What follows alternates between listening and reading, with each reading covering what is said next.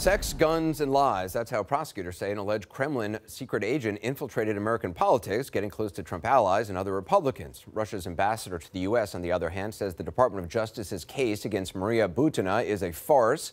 Butina has pleaded not guilty to charges of conspiracy and acting as a covert Russian agent.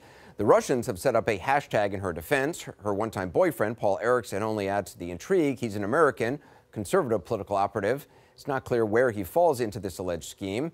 Prosecutors suggest he may have been manipulated by Butina, who's half his age. Joining me exclusively tonight, Maria Butina's attorney, Robert Driscoll.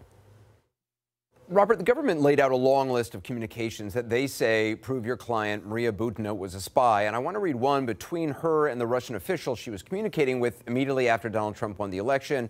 She writes, quote, "I'm going to sleep. It's 3 a.m. here. I'm ready for further orders." The Russian official says, think about it, in which areas of life we could go towards bringing us closer. ISIS, understandably, what else we need to look at the American agenda. So you say your client is a Russian spy. How do you, why is she asking for further orders? I think that, like most of the government's case, is taken completely out of context. Those Twitter direct messages, which, by the way, most Russian spies don't communicate by Twitter direct messages, which are unencrypted. There's thousands of them between Alexander Torshin and Maria over years period, and they were gun rights advocates together and were friends. There's Twitter direct messages about picking up toothpaste in America. There's direct messages with pictures of kids and dogs and everything else.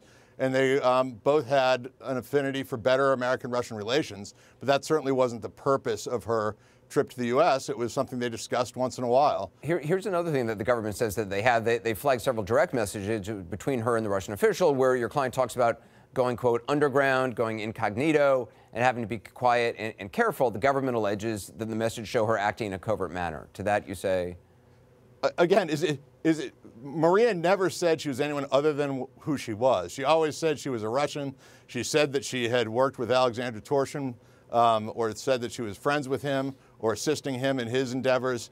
She never did anything covert at all. I think any discussion of them, of underground or covert versus public, is more to do with whether or not to have, for example, public conferences and invite Americans and Russians on the gun issue or on other issues, or have more private dinners, which is what they ended up having. It is interesting for someone who's alleged to be a spy that apparently, from what I've read from accounts from people who were at the university with her, she had a picture of Vladimir Putin on her phone, and she often spoke in defense of Vladimir Putin in class, which if she was trying to be incognito and be here as a spy, I'm not sure that she, it seems odd that she would have a high profile in defense of Vladimir Putin. I would think if I was a spy for Vladimir Putin, I would actually go the opposite way and kind of downplay my like of Vladimir Putin.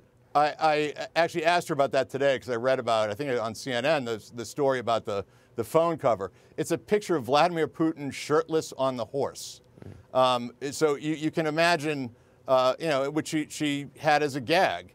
She's the Russian student, and everyone knew she was a Russian student, so she had a... No, I'm saying it actually argues in your favor in this case, which is like if she's trying to have a cover position, it seems odd that she would be publicly out there promoting Vladimir Putin positions in a classroom. She was head of she was well known in Russia before she even came here. She's been getting publicity since she's been in the U.S. for well over a year. If she were a spy, her relationship with Torshin was disclosed in articles online over a year ago. So, according to the government's theory, her cover was blown over a year ago and she didn't leave. So let me ask you that Paul Erickson, the man that she had a relationship with, is he the U.S. person #1 as named in the indictment? Because it seems like he is. I'm not going to confirm or deny that here, but I think you're on the right track. Can you say exactly what her relationship with Erickson was? Was she using him to gain access to the NRA, to Republican elite?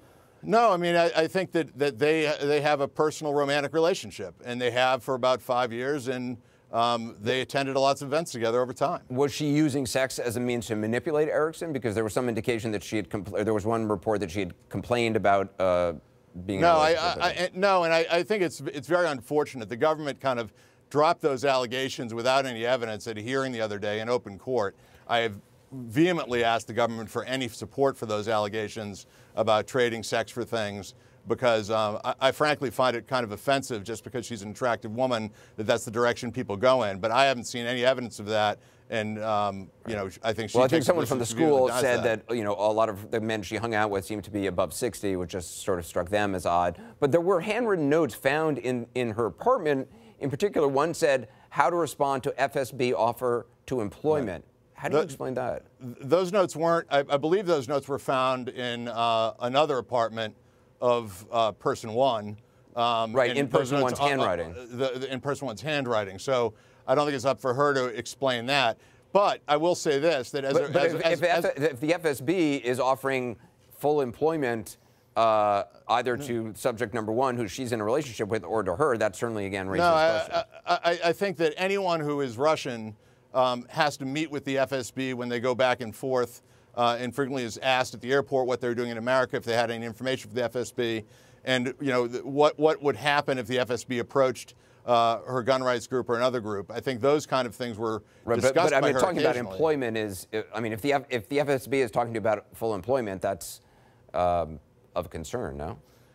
Again, and if there were any evidence that she was employed by the FSB, you know, but there's just none. Have you ever represented Erickson? No. And so, bottom line, in terms of what your client wants, is it a plea deal, a return to Russia, something else? My client's innocent of the charges, and so what she wants to be is we're going to establish that the government cannot prove a case here. The government has brought a case under the Foreign Agent Registration Act, which, by the way, no one has ever prosecuted under. And so essentially it's a registration statute saying that if you're going to do certain activities in the country, you have to register with the Attorney General of the United States. So they're acknowledging that everything she did is legal under U.S. law. Robert Dushko, I appreciate your time. Thank you. Thank you.